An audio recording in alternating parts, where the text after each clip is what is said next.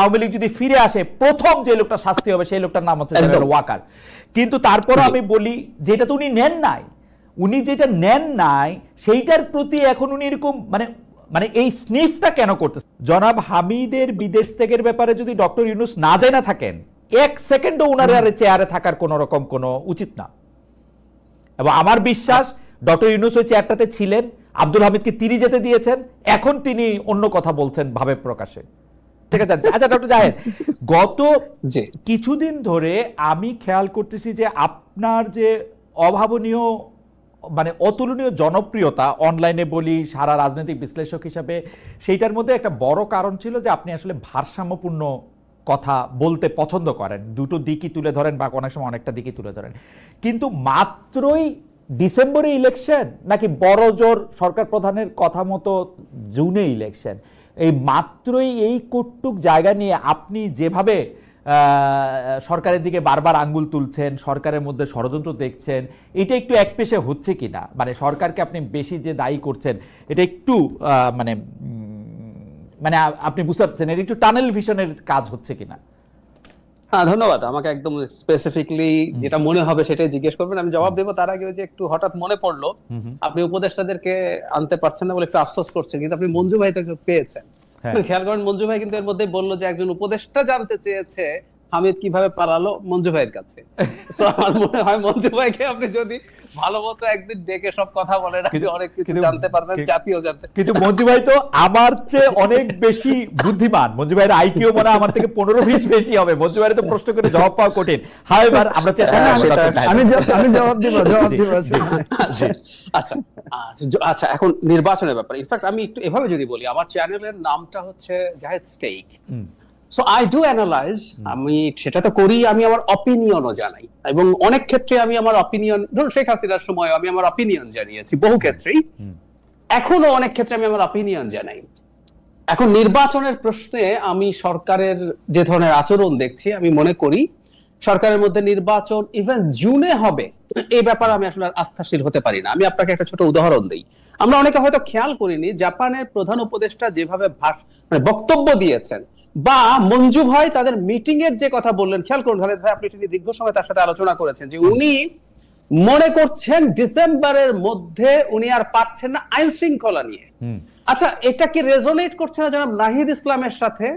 আপনি খেয়াল করবেন রয়টার্স এর সাথে এবং এরপর এএফপি এর সাথে ইন্টারভিউতে নাহিদ ইসলাম এক্স্যাক্টলি এই কথাটা বলেছিলেন যে এই বছরের মধ্যে নির্বাচন হবে না বলে তিনি মনে করেন, কারণ আইন শৃঙ্খলার অবস্থা ভালো না। আমি ইদানিং রাগঢাক ছাড়াই বলছি এনসিপি আসলে ডক্টর ইউনূসের দল। কেন আপনি যদি চান আমি সেটা ব্যাখ্যা করতে প্রস্তুত আছি। তো জনাব নাহিদ ইসলাম ওটা বলছেন, উনিও বলছেন। আচ্ছা, নাম্বার 2 যেটা আপনি জিজ্ঞেস করছেন, এবং আমি আপনার সাথে একমত, 9 মাস পার হয়ে গেছে, উনি কন্ট্রোল আনতে পারেন না, এবং অনেক ক্ষেত্রে আমরা কন্ট্রোল আরো কমছে বলে মনে হয়। ডিসেম্বরে উনি পারবেন না মনে করছেন, 6 মাসের পর মানে ডিসেম্বরের পর ওনার হাতে কি কোনো একটা ম্যাজিক আসবে বাই হুইচ উনি সবকিছুর উপর নিয়ন্ত্রণ নিয়ে আসতে পারবেন? আরেকটা প্রশ্ন, উনি ডিসেম্বরের মধ্যে যদি হবে না বুঝতে পারেন নিরাপত্তা জনিত কারণে, এখন উনি ডিসেম্বর থেকে জুনের এই আলাপ কেন করছেন? উনি স্পষ্ট করে বলে দিক যে ডিসেম্বর মধ্যে তো হবে না, তো আমি এবার জুনের দিকেই তাকিয়ে আছি। ডাক্তার রহমান, আপনি তো চমৎকার বলেন, আমি শুনতে থাকি, সেজন্য আপনি আমাকে একটু প্রশ্ন করার সুযোগ দিয়েন। আপনি বলেন যে এখন একটু থামলাম, কারণ হচ্ছে আমি ভুলে যাব যদি আপনি আমাকে প্রশ্ন করতে দেন।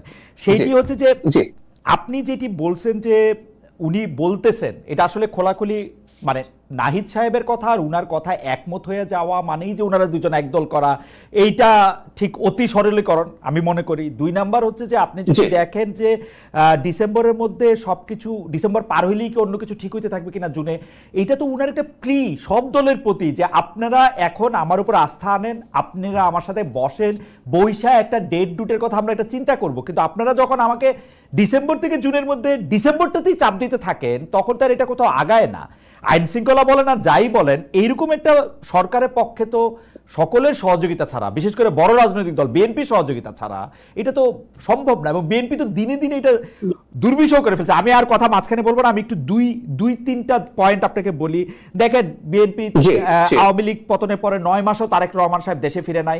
আইন আদালতের কথা বলা হচ্ছে, বেগম জিয়ার মামলা পরের দিন উঠছে ডক্টর ইউনূস সাহেবের সাথেই, তারেক রহমান সাহেবের সব মামলাও ইন অ্যাবসেন্সে উঠে গেছে। এই নিজেদের শক্তি দিয়ে ঢাকা দক্ষিণ অচল করে রাখা একদিনের মেয়রশিপের জন্য বাংলাদেশে যা শুরু করছে জনাব ইশরাক, সেগুলি আসলে কিভাবে ইউনূস সাহেব একটা ইলেকশনকালীন সরকার কিভাবে হবে বিএনপি যদি এগুলি করতে থাকে? জি ডক্টর জাহেদ, আপনি একটু বলেন। নিশ্চয়ই আমার কাছে যথেষ্ট আমি মনে করি যে তথ্য এবং প্রমাণ আছে ভাই, আমি প্রমাণ করতে পারবো যে ডক্টর ইউনূস অন্তত বিএনপির সাথে কোনো রিকনসিলিয়েশন চাইছেন না। প্রবলেম কিন্তু ওই জায়গায়।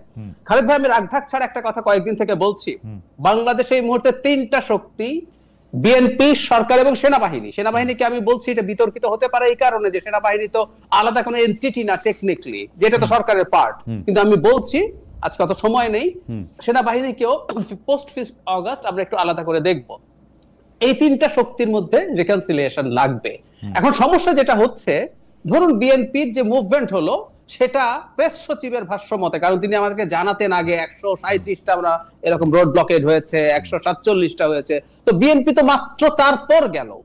এবং জনাব ইশরাকের সমর্থকরা, আমি এটাকে just political point of view থেকে দেখছি, সমর্থন বা অসমর্থন করার বিষয়টা, বাংলাদেশের 5-10 জন মিলে রাস্তা ব্লক করার ঘটনা আমরা 5 তারিখের পর থেকে তো 150 দেখে ফেলেছি সরকারের পরিসংখ্যান অনুযায়ী। হঠাৎ করে এটায় তার এত খারাপ লেগে উঠলো কেন? এবং বিএনপি, খেয়াল করুন, আমি এনসিপি যে তার দল তার প্রমাণ হিসাবে বলছি, বিএনপি নিজে এই ক্রাইসিসের মোমেন্টে প্রধান উপদেষ্টার সাথে দেখা করতে চেয়েছিল ফর 4 ডেজ, দেখা করেননি। রাদার তিনি জনাব নাহিদ ইসলামকে ডেকে তার এই পদত্যাগ নিয়ে তার মন খারাপ, তিনি সেই তথ্য জানান। নাহিদ ইসলাম এসে প্রথমে একটা বিদেশি বিবিসি বাংলাকে প্রাথমিকভাবে অন রেকর্ড উনি বলেন যে ডক্টর ইউনূস এটা বলেছেন।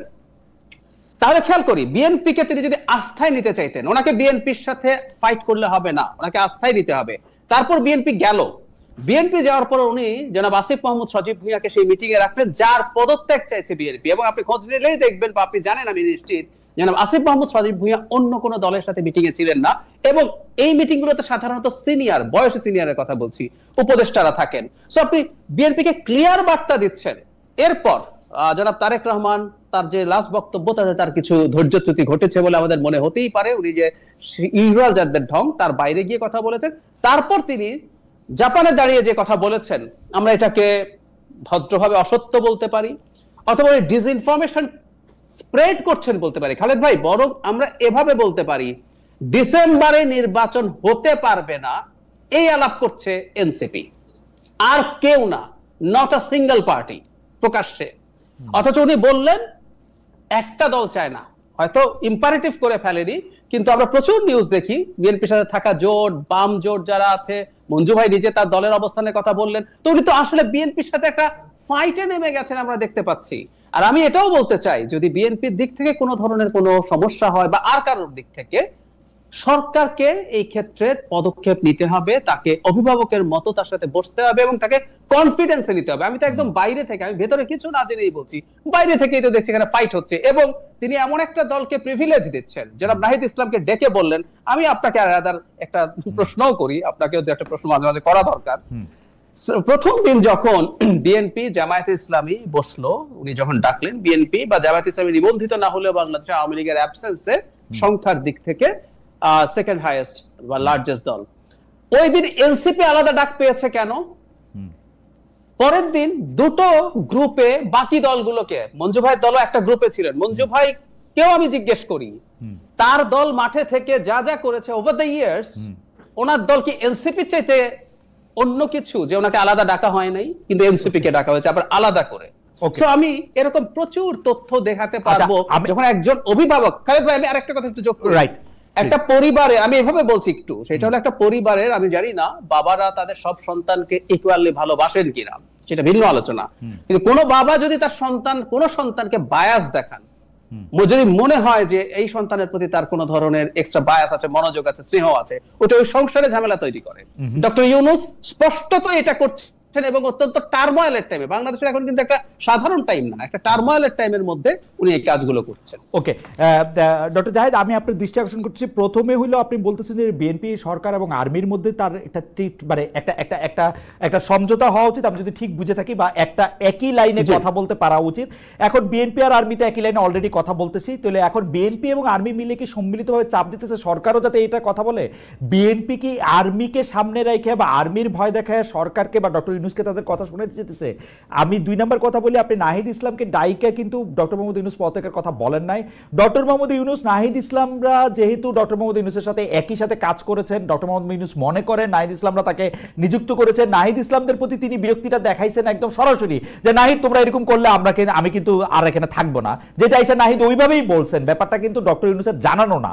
3 নম্বর হচ্ছে যে আপনি আসিফ মোহাম্মদ সজীব ভুঁইয়াকে বিএনপি কেন রাখলো সেটার মধ্যে বলছেন, এটাকে আমি দেখি হচ্ছে আসিফ মোহাম্মদ সজীব ভুঁইয়ার জন্য হচ্ছে একটা লার্নিং সেশন, যে বিএনপির সাথে উনি কিভাবে ডিল করেন, তখন এটা আসিফ মোহাম্মদ সজীব ভুঁইয়ারই রাখার কথা। আপনি খেয়াল করে দেখবেন একটা মহল কিন্তু ডক্টর মোহাম্মদ ইউনূসের উপর চাপ সৃষ্টি করতেছে আসিফ নজরুল, মোস্তফা সরোয়ার ফারুকী এবং আরেকজন উপদেষ্টাকে বাদ দেওয়ার, আবার বিএনপি চাপ দিতেছে এই 3টা উপদেষ্টাকে বাদ দেওয়ার। উনার তো মাঝখানে একটা জায়গা নিতেই হইব, তাই না? আর এনসিপি কিন্তু ডিসেম্বরে ইলেকশন চায় না, এই কথা একবারও বলে নাই। এনসিপি বলছে হচ্ছে তারা সংস্কারটা চায়, তারা বিচারটাকে একটা দেখবান দেখতে চায়, এবং সরকারের এখানে একদমই ব্যর্থতা যে সরকার এগুলি কখনো করতে পারলো না। আর হচ্ছে এনসিপি দলকে কেন আলাদা করে ডাকা হয়েছে ডক্টর জাহেদ, এটা আপনিও জানেন, আমিও জানি, সম্ভবত মঞ্জু ভাইও জানে। এই সময়ের মধ্যে হয়তো ওদের মাঠের শক্তি নাই, হয়তো ওরা ভোটের আসনে অনেক কম পাবে, কিন্তু জুলাই আগস্টের বাস্তবতায় হাসনাত, সার্জিস, নাহিদ এদেরকে তো আলাদা করে, আসিফ মোহাম্মদ সজীব ভুঁইয়া, মাহফুজ, এদের তো আলাদা করে ডাকাটার একটা, এটাকে বলে না গতিজড়তা, আপনি তো সায়েন্স আমার থেকে বেশি বলেন, এটা তো একটা গতিজড়তারও ব্যাপার আছে। এই হচ্ছে আমার টেক। আপনি যদি আরেকটু কন্টিনিউ করেন যে আপনি কেন এরকম মনে করতেছেন, এবং আর্মির এই যে রাজনীতিতে ঢুকে যাওয়া, এই যে ইলেকশন ডিসেম্বরে হইতেই হবে, তারেক রহমানের ভাষায় কথা বলা, ইজ ইট ফেয়ার? আর্মি তো ব্যারাকে থাকা উচিত, ওরা এগুলি বলে কেন? জি ডক্টর জাহেদ, আপনাকে ভাই আপনি নিশ্চয়ই আপনি দীর্ঘদিন লয়ের রিপোর্টিং করেছেন, এবং আপনার সাথে আমরা এই শোতে দেখেছি আইনের ব্যাপারে আপনার খুবই গভীর জানাশোনা আছে।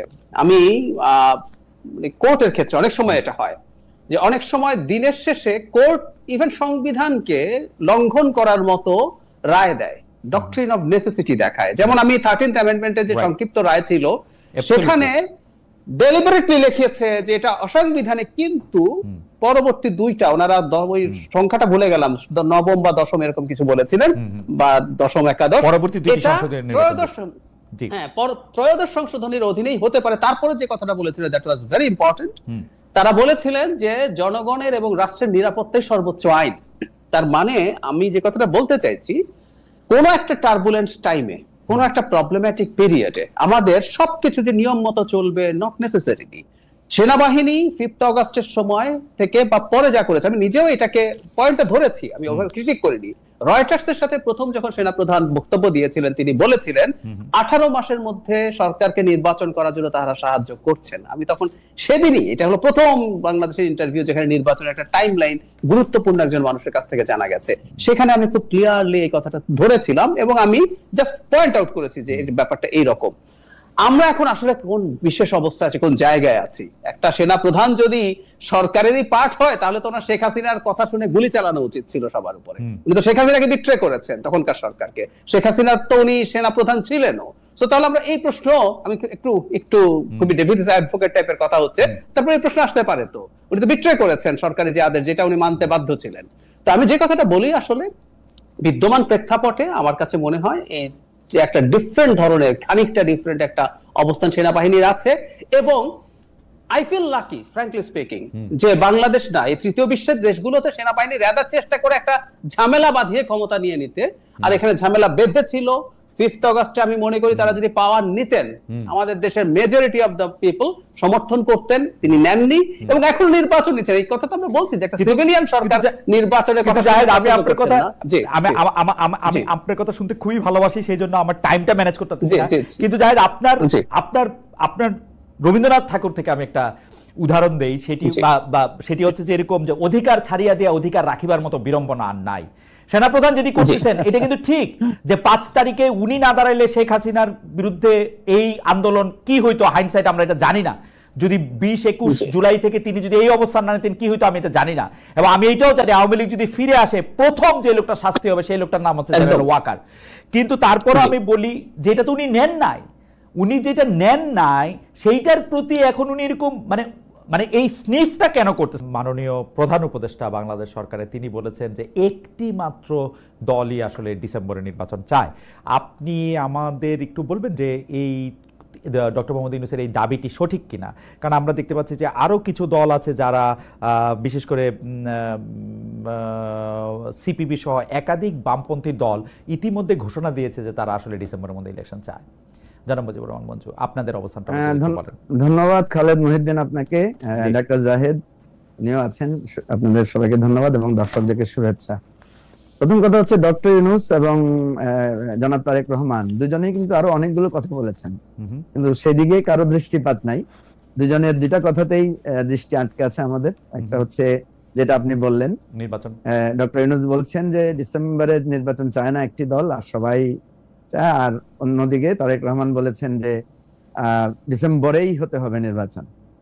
এখন আমি যেটা দেখি আর কি, যে যদি এটাকে আমরা একটা আলাদা বাক্য হিসেবে দেখি যে ডিসেম্বরে নির্বাচন শুধু বিএনপি চায় বা একটি মাত্র দল চায়, শুধু বাক্য হিসেবে এটা সঠিক নয়। কারণ আমরা অনেক রাজনৈতিক দলই আমরা ডিসেম্বরের দলের ব্যাপারে, নির্বাচনের ব্যাপারে আমরা আমাদের মত আছে, আমাদের সম্মতি আছে। কিন্তু আমরা হয়তো বলার সময় বলেছি যে ডিসেম্বরে হওয়াটার যৌক্তিকতা আছে, কিন্তু কোনো কারণে যদি সরকার মনে করে যে বিশেষ তাদের সময়ের প্রয়োজন, তাহলে তারা রাজনৈতিক দলগুলোর সাথে সংলাপ করুক, আলোচনা করুক। 1-2 মাস পেছনে গেলে, ফেব্রুয়ারি বা মার্চে গেলেও এটা বৃহত্তর স্বার্থে আমরা এটার সাথে একমত হতে পারি। অর্থাৎ অন্যান্য দল হয়তো এই জায়গায় কিছুটা ফ্লেক্সিবিলিটি শো করেছে, কিন্তু ডিসেম্বরের নির্বাচনের ব্যাপারে আমরা চেয়েছি। এখন হয়তোবা ডক্টর ইউনূস এই কথার অর্থ এটা বলতে চেয়েছেন, বা উনি বলেছেন কিনা জানি না, ওনার কাছ থেকে আসলে ব্যাখ্যাটা পাওয়া যাবে। আমি ব্যাখ্যা দিলে তো আর হবে না, আমরা শুধু বিশ্লেষণ করে এটা বলতে পারি যে আমরা অন্যান্য দলগুলোকে হয়তো উনি কিছুটা ফ্লেক্সিবল মনে করেছেন, কিন্তু বিএনপি কে মনে করেছেন যে ওনারা ডিসেম্বরের ব্যাপারে রিজিড। আরেকটা কথা বলি খালেদ মহিউদ্দিন আপনাকে, আমাদের মানে রাজনীতিবিদ হিসেবে আমরা তো কিছু কথা বাইরে বলি, প্রকাশ্যে বলি, আবার আভ্যন্তরীণ কিছু আলোচনাও আছে। আভ্যন্তরীণ কিছু আলোচনায় আমরা এরকমও শুনেছি যে বিএনপিও ডিসেম্বরে রিজিড না, কারণ বিএনপির মধ্যে অনেক ধরনের শঙ্কা তৈরি হয়েছে, সন্দেহ তৈরি হয়েছে, এবং এর পেছনে যুক্তিও আছে যে প্রফেসর ইউনূস সময় ক্ষেপণ করছেন অযথা, উনি একটা লম্বা সময় নিচ্ছেন। এর পিছনে অনেক কথা বিএনপি বলে, আপনারা শুনেছেন। আমাদের ডাক্তার জাহেদ এখানে আছেন, উনিও এগুলোর ব্যাপারে অনেক কথা বলেন। তো এগুলোর কারণেও হয়তো এরকম কথা প্রচলিত আছে যে ডিসেম্বরের বিষয়ে যদি বিএনপি কঠোর হয়, তাহলে হয়তো ফেব্রুয়ারি মার্চের মধ্যে ইলেকশনটা আদায় করা সম্ভব। কিন্তু আমি যেটা মনে করি যে প্রফেসর ইউনূস কেন এই কথাটা বলেছেন, এর সঠিক ব্যাখ্যাটা উনিই ভালো বলতে পারবেন। আপনারা যেটা বলছেন, মানে আপনাদের কাছে কি এই কথাটা মনে হয় যে ধরেন যে ডিসেম্বরে হোক বা জানুয়ারিতে বা ফেব্রুয়ারিতে সরকার প্রধান যদি একটা নির্দিষ্ট করে একটা টাইম ফ্রেম বেঁধে দিতে বলতেন ইলেকশন কমিশনকে, যেহেতু ঘোষণাটা ইলেকশন কমিশনই দিবেন, বা অনুরোধ করতেন, যেভাবেই বলেন, তো সেইটা অনেক সহজ হতো। মানে উনি যেহেতু একটা 6 মাসের একটা উইন্ডো রাখতেছেন, এইটাতে কিছু সন্দেহ তৈরি হচ্ছে কিনা? হ্যাঁ, কিছুটা তো হচ্ছে। আমরা কিন্তু ওনার সাথে এই 6 মাসের টাইম ফ্রেম নিয়ে আলোচনা করেছিলাম। উনি যেহেতু আমাদেরকে সুযোগ দিয়েছেন কথা বলার, আমরা কিন্তু বলেই এই আলোচনাটা শুরু করেছি। আমাদের যে গ্রুপ ছিল সেখানে এই আলোচনাটা আমাদের পক্ষ থেকে সেখানে সূচনা করেছিলেন জুনায়েদ সাকি। হ্যাঁ, জুনায়েদ সাকি আলোচনাটা এভাবে তুলেছিলেন যে ডিসেম্বরের পরে, আমি তুলেছিলাম এটা যে স্যার ডিসেম্বরে কি সমস্যা, ডিসেম্বরে ইলেকশন করতে আপনার অসুবিধাটা কি, আপনি আমাদের সাথে কি বলতে পারেন। তখন উনি কিন্তু বলেছেন যে ডিসেম্বরে ইলেকশন করলে আমরা যে আশঙ্কাটা, আমার যে ডিসকমফোর্টটা, সেটা হচ্ছে যে আমার কাছে, তোমরাও বলেছো যে সরকারের উপর আমি পরিপূর্ণভাবে আমার নিয়ন্ত্রণ নাই। আমি দেখছি যে বিভিন্ন ঘটনা ঘটছে, যেটা আমি দেখছি যে আমি এটার খুঁজে পাচ্ছি না। মজু ভাই, এইটা খুবই একটা ইন্টারেস্টিং কথা। মানে ডক্টর ইউনূস আপনাদেরকে বলছেন যে যেহেতু মনে হইতেছে যে আমার পুরো বিষয়টার উপরে কর্তৃত্ব নাই, এবং যেহেতু বিএনপি চাপ দিচ্ছে, মনে হবে যে বিএনপির কাছে আমি নথি স্বীকার করতেছি, সেই জন্য আমি ডিসেম্বরে করতেছি না। ডক্টর মোহাম্মদ ইউনূস কি এইটাই বুঝাইলেন যে সেই জন্য উনি ডিসেম্বরটা করতে অসুবিধা? উনি যেটা বুঝালেন যে উনি বুঝাতে চাইলেন যে ওনার নিয়ন্ত্রণে, কর্তৃত্বে সবাই চলছে না, উনি তো কিছু করতে পারছেন না। উনি বলছেন আমি তো কোনো কাজ করতে পারছি না। একদিকে রাস্তার আন্দোলন, না পারবেন না তো। হ্যাঁ, মানে রাস্তার আন্দোলন একটা কারণ, আরো অনেক নানা রকম কারণ আছে, কিন্তু যে এটা যদি আমার একটু খোলাসা করতেন, আমি এটা ঠিক বুঝি নাই। মানে ডিসেম্বর ওনার কর্তৃত্বে কোনো কিছু চলতেছে না, সেইটার সাথে ডিসেম্বরের নির্বাচন কেন সাংঘর্ষিক? উনি বলছেন যে ডিসেম্বরে, মানে ডিসেম্বর না, আসলে উনি তো আমাদেরকে না করেন না যে উনি ডিসেম্বরে করবেন না। আচ্ছা, উনি যেটা বলতে চাচ্ছেন যে আমি প্রশাসন, সরকার, সংস্কার, তোমরা যেগুলো বলছো এগুলোতে আমি উনি জাস্ট বাক্যটা ছিল এরকম যে আমি তো আমার কমফোর্টেবল পজিশনে আমি এখনো পৌঁছাতে পারি নাই। দুটো ঘটনা আমি আপনাকে বলি, অফ দ্য রেকর্ড দুটো ঘটনা সেখানে আমরা আলোচনা করেছি। সেটা হচ্ছে যে আব্দুল হামিদের দেশ ত্যাগ। হ্যাঁ, আব্দুল হামিদের দেশ ত্যাগটা নিয়ে ওনারা কিন্তু একটা কমিটি করেছেন। সেই কমিটির রিপোর্টে এসেছে যে এখানে সরকারের প্যারালাল অন্যভাবে অন্য কারো ইন্টারভেনশনে এটা হয়েছে। তাহলে দেখেন মানে ওখানে কিন্তু কর্নেল অলি সাহেব বলেছেন যে এই সরকার আসলে কে চালাচ্ছে, আপনি চালাচ্ছেন না অন্যরা চালাচ্ছে, এই ধরনের একটা সন্দেহ সংশয় লোকদের মাঝে তৈরি হয়েছে। প্রফেসর ইউনূস কিন্তু এগুলো ইয়ে করেন নাই, হ্যাঁ মানে বলেন নাই যে আমি চালাচ্ছি সরকার, উনি বলেছেন আপনারা তো বুঝতেছেন বিষয়গুলো। তো এই জায়গাটায় মানে এই আলোচনাগুলো অনেকে করতে চায় না, সেনসিটিভ আলোচনা, আমি হয়তো করছি না। মুজিব ভাই আপনার কথা শুনে সিরিয়াসলি সেনসিটিভ এবং আমার ভয় লাগতেছে। কারণ কি, একজন সরকার প্রধান তিনি যখন বলেন যে আপনারা তো বুঝতেই পারতেছেন দেশ মানে মানে আপনি আমাকে বলেন তো তাহলে কি আর তার ওই চেয়ারটাতে বসে থাকা উচিত? আসলে এইটার উনি কন্ট্রোল প্রতিষ্ঠা করবেন অথবা উনি ছাইড়ে দিবেন, এটি কিরকম? যেমন আব্দুল হামিদের ব্যাপারটা যখন আপনি বললেন, আমি বলি জনাব হামিদের বিদেশ ত্যাগের ব্যাপারে যদি ডক্টর ইউনূস না জানা থাকেন এক সেকেন্ডও উনার চেয়ারে থাকার কোন রকম কোনো উচিত না। এবং আমার বিশ্বাস ডক্টর ইউনূস ওই চেয়ারটাতে ছিলেন, আব্দুল হামিদকে তিনি যেতে দিয়েছেন, এখন তিনি অন্য কথা বলছেন ভাবে প্রকাশে। কারণ উনার ডিজিএফআই আছে, এনএসআই আছে, সব আছে উনার, মানে আর্মি চিফের না, কিন্তু আমি সরাসরি বললাম ডিজিএফআই, এনএসআই, এসবি উনার, কিন্তু ডিবি উনার, কিন্তু ইমিগ্রেশন উনার, কিন্তু আর্মি চিফের আন্ডারে কিচ্ছু নাই। ডিজিএফ এর কাজ কিন্তু আর্মি চিফের এগেইনস্টে গোয়েন্দাগিরি করা। আমি আপনাকে বলি এই আলোচনাটা আমি একজন প্রভাবশালী উপদেষ্টার সাথে করেছিলাম। জি, উপদেষ্টা আমাকে প্রশ্ন করলেন, বলেন তো ভাই আব্দুল হামিদ কিভাবে দেশ ত্যাগ করলো? তো আমি বললাম যে নানা কথা তো আমরা শুনতে পাচ্ছি, কিন্তু আমি তো মনে করি অফিসিয়ালি এটা রেসপন্সিবিলিটি হচ্ছে এসবি প্রধানের। কারণ এয়ারপোর্টের ইমিগ্রেশন হচ্ছে পুলিশের বিশেষ শাখা, যেটা বলি স্পেশাল ব্রাঞ্চের আন্ডারে। সুতরাং আপনাদের তো উচিত ছিল এসবি প্রধানকে এটার জন্য জিজ্ঞাসাবাদ করা, ওনাকে প্রশ্ন করা। সুতরাং আমি আপনাকে একটা অনুরোধ করব, সেটা হচ্ছে আমাদের এই স্বরাষ্ট্র উপদেষ্টা কিন্তু বলেছিলেন, আপনার মনে থাকার কথা, উনি বলেছেন এটার পেছনে যারা আছে তদন্ত করে, এটার পেছনে উনি আছেন সবার আগে, স্বরাষ্ট্র উপদেষ্টা সবার আগে আছেন। এবং আমি মনে করি এটা একটা ভালো কাজ করেছেন। আমি মনে করি প্রধান উপদেষ্টা এবং স্বরাষ্ট্র উপদেষ্টা মিলে যে একজন বয়োবৃদ্ধ লোককে চিকিৎসার জন্য বিদেশে পাঠিয়েছেন, এটা ভালো কাজ করেছেন। খারাপ কাজ করতেছেন, মিথ্যাচার করতেছেন, সেটা ভেরি গুড। আপনার এই পজিশনটা আমিও এগ্রি করি, কারণ আমি দুটো কথা বলেছি। আমি বলেছি যে আব্দুল হামিদের বিদেশ ত্যাগে কোনো বাধা ছিল কিনা, যেহেতু অফিসিয়াল কোনো বাধা ছিল না, তাহলে আব্দুল হামিদ দেশ ত্যাগ করেছেন। সরকার এই পজিশনটা নিতে পারতো যে উনি বৃদ্ধ মানুষ, ওনার দেশ ত্যাগে কোনো বাধা ছিল না বলে আমরা ওনাকে যেতে দিয়েছি। কিন্তু সরকার কি নিয়েছে দেখেন, সরকার বলছে ওনার বিরুদ্ধে বিস্ফোরক এনে মামলা আছে, উনি ফ্যাসিবাদের সহযোগী ছিলেন, এবং উনি কিভাবে গেলেন এটা আমরা জানি না, অথচ উনি দেশের মধ্যে চিকিৎসা নিয়েছেন। এবং আমরা যতটুকু জানতে পেরেছি যে উনি কিন্তু একটা খুবই দুরারোগ্য ব্যাধিতে আক্রান্ত, এবং সেটা খুবই সিরিয়াস পর্যায়ে। এবং আমার কাছে মনে হয় মঞ্জু ভাই, আমাকে সিরিয়াসলি মনে হয় যে ডক্টর ইউনূস একজন খুবই সহানুভূতি প্রবণ, খুবই মানে আমি বলবো যে একজন মানে মানে মানে মানে একজন সমবেদনাপূর্ণ একজন মানুষ। তিনি দেখেছেন একজন বয়স্ক লোক এটা, এবং তিনি যেতে দিয়েছেন। কিন্তু আমার যেটা আপত্তির জায়গা সেটা হচ্ছে যে তিনি ছলনা করছেন বা তার সরকার ছলনা করছে। এই ছল আমরা আরো নানা জায়গায় দেখতে পেয়েছি। আমাদের দুর্ভাগ্য মঞ্জু ভাই, আপনি দেখেন, আপনি হয়তো মনে করবেন যে এই কথাগুলি আপনাকে কেন বলা হয়েছে, দর্শক কেন মনে করবে। আমরা কিন্তু চেষ্টা করি আমাদের উপদেষ্টাদের আনতে, আমাদের উপদেষ্টারা হয় আমার কাছে আসে না। এখন আমি কিন্তু গতকাল থেকে অনেকবার চেষ্টা করেছি আমাদের উপদেষ্টাদের আনতে, তারা হয় আসে না, নাইলে তারা কিভাবে আমি জানি না, তারা তো প্রশ্ন জবাব দেয় না। আপনাকে তারা শুধু মঞ্জু ভাইয়ের প্রশ্ন জবাব দেয়। আমি তো সেটা আগেও বলছি। শুনেন, আমি আপনাকে বলি, আপনি যে কথাটা তুলছেন, আপনি এখন দেখবেন প্রেস ক্লাবের সামনে আমাদের নারীদের একটা সরকারি প্রতিষ্ঠান, যেটা 5 বছরের কন্ট্রাকচুয়ালি তারা একটা অ্যাপয়েন্টমেন্ট পেয়েছে, তারা একটা আন্দোলন করছে। এবং আন্দোলনটা কি, তারা কিন্তু আপনার অনশনে গিয়েছে।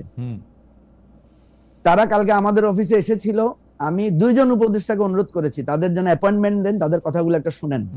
কোন উপদেষ্টা তাদেরকে সময় দেয় নাই।